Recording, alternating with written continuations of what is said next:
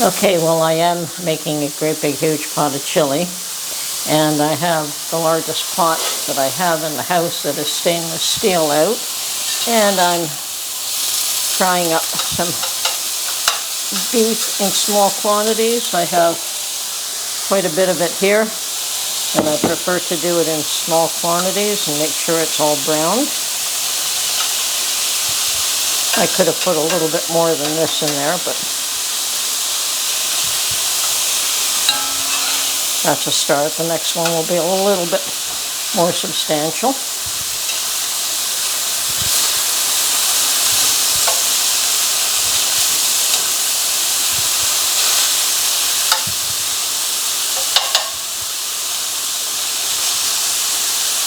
Okay.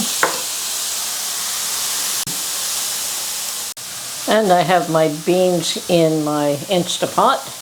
So I started off with dried beans because I don't want mushy chili. And by the time you cook the beans, cook the chili, put it all together, and then pressure can it, which we're going to do so that we have it in the pantry, it can get pretty mushy. So my take on that is that we just cook the beans to a certain point, and that's it.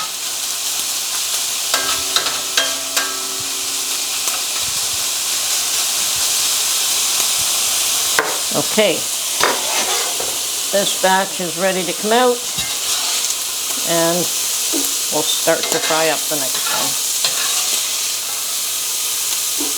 one. Now, you could put the whole thing on all at once if you want to. I just didn't want to.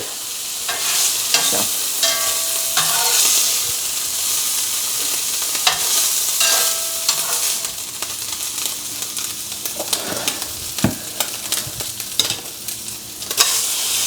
The next batch will be a little bit bigger.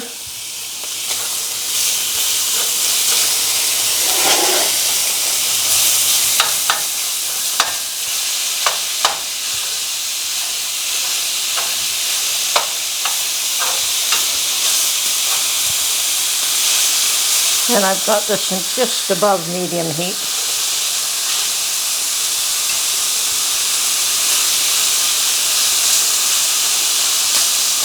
And the idea is to make sure that all the meat is browned.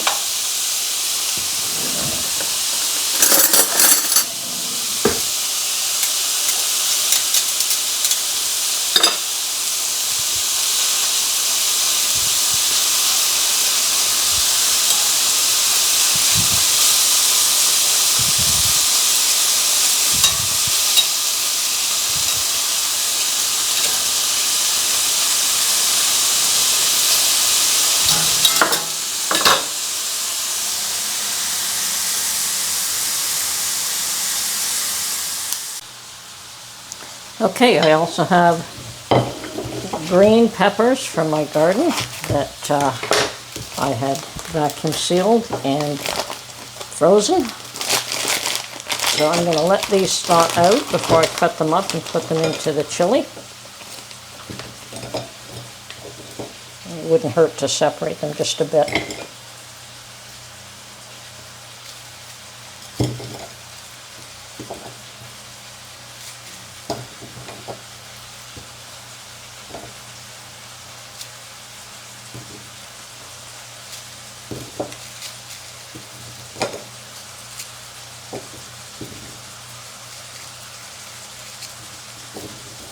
Okay, we'll let those thaw. And I'm going to take 4 onions, clean them up and chop them up, and they'll go in the chili as well. So.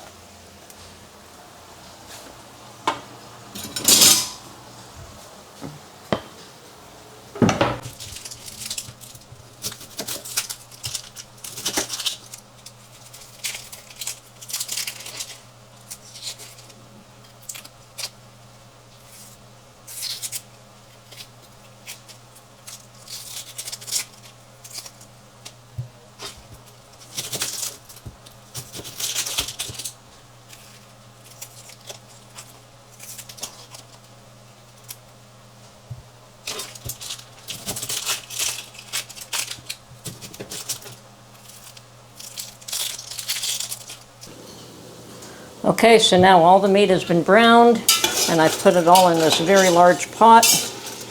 And while I'm waiting for the beans to cook, I have pulled out some of my plum tomatoes in jars. I've got 3 jars to begin with, and that's what they look like here. These are, I have in the past decided to do some without making them puree, and these will work perfectly for the chili. Oh, does that ever smell like fresh tomatoes? So I'm going to start off, as I said, with 3 of these. I may put more.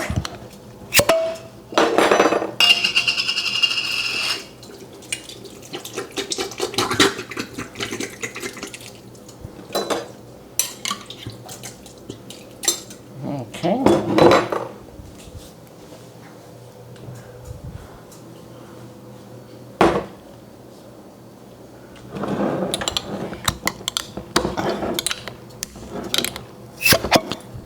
And number 3.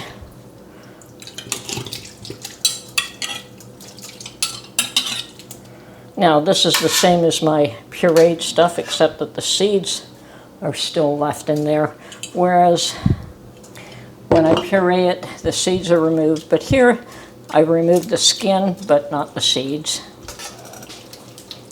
But it all works out just the same. Okay. I'll probably add more later. Actually, I think I'm going to go get 1 more jar right now.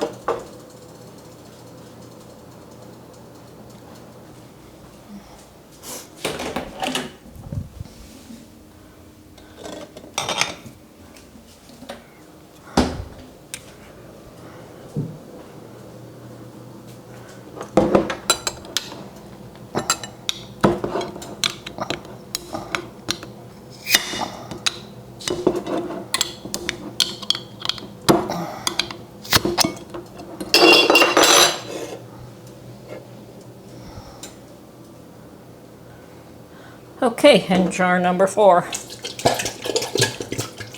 Because we still have yet to put beans in here, but the beans are cooking. And, yeah, that looks good. I'm going to put all the main ingredients, and then I'm going to get Mark to spice it up. And he knows I don't like it terribly spicy, so I know he'll be a little bit careful. Okay, well, we'll let this cook. I think I could turn the heat back up now while I chop up some onions. Okay, and I'm going to use my little handy dandy onion chopper. I have beat it up a bit, but it still works. So, make the job easier. Slice this into 3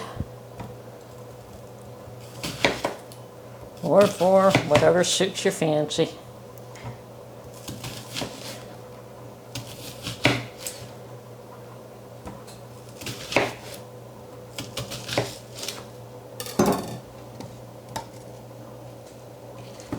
There we go.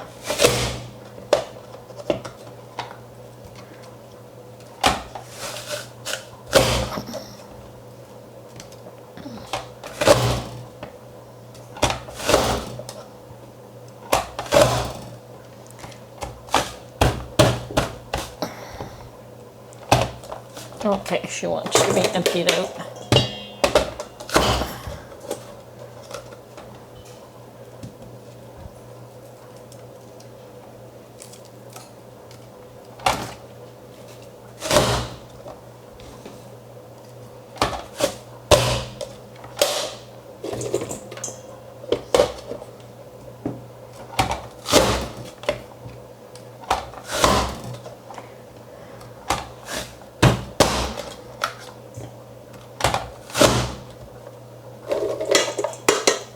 Okay, that's done. Got my onions chopped, nice and easy.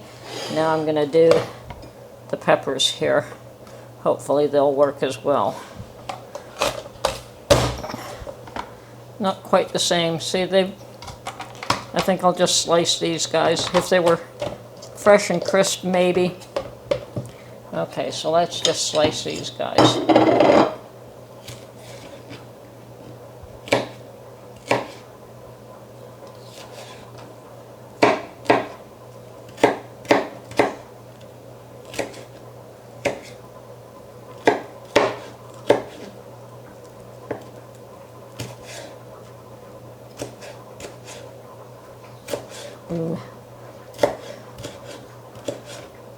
Just, you want them similar sized chunks, that's all. And Mark felt that this was more than enough. Peppers, he felt the last time I'd put too much. So, as we're both eating these, we do accommodate. So add this to taste. Lots of onions and just a little bit of green pepper.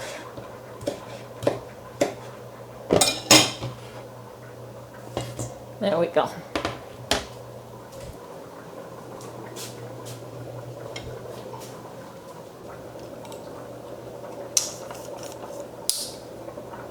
Okay, now back to my pot of tomatoes and meat. And by the way, those plum tomatoes are pretty much the same as what you'd get in a can of tomatoes at the store. It's just, that's my homemade version with nothing added. Okay, now we're going to add the onions and a little bit of green pepper and let these cook in. Now you can follow your own favorite chili recipe, that's fine. So at this point, we're going to let this cook down, and all that's left to add are beans and spices. So, and spice to taste, you want chili powder, a little bit of black pepper, and some salt. So we'll leave that for later on. We'll get this cooking first. Once this is done, I will be canning this up in pint-sized jars because Mark and I will have a little bit of chili with some toast or a little bit of chili with some rice. But if he wanted more than that, he can have the whole pint jar for all I care. Okay, that's it for now. Okay, as I said, I cook the chili to the point where the beans are still a bit firm so that when they go through the canning process, they don't turn to total mush. Now, we decided to have that for dinner, so we took quite a bit of it, and this is what was left over. But we took enough for dinner plus this, which is at least a second night, if not more, and continued to cook it in the Instapot so that it was ready for dinner. Okay, so we went through the process of canning chili, which is you clean the rims of the jars. Well, any canning, you clean the rims of the jars, put the lids on, put the rings on a little bit, you know, a little bit more than finger tight. I know people say finger tight, but I just snug.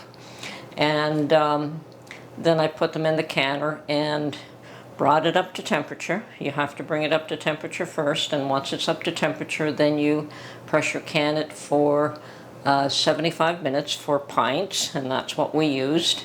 And tell you the truth, I left it at that point and got up this morning.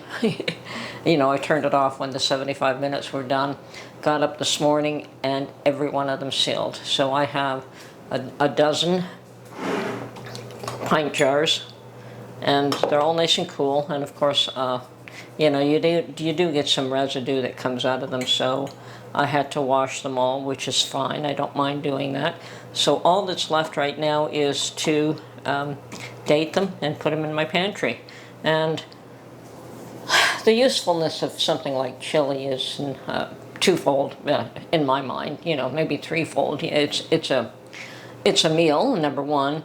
It's a ready-made meal. It takes nothing to open up a can of chili, warm it up, and you've got dinner. So it's a quick, ready-made meal for those days that you absolutely do not feel like cooking. As well as that, should you lose electricity, you can still eat it just as is. It you know, might be a little bit better if it's warmed up, but certainly it is completely cooked, completely edible as is. So in case you have a power failure, having something like this as a ready-made meal in your pantry is needs to be done. And when I get to my Alabama homestead in the fall, I will be cooking up a big batch of chili as well to put in the pantry. But for now, this is what I have. And I've got enough for another meal for either tonight or tomorrow night. So it's all done. Now all that's left to do now is to date it and put it in the pantry. This is Tony from our Homestead Skills. Sorry I couldn't go through all the process of canning, but if you need more information, we can provide that as well.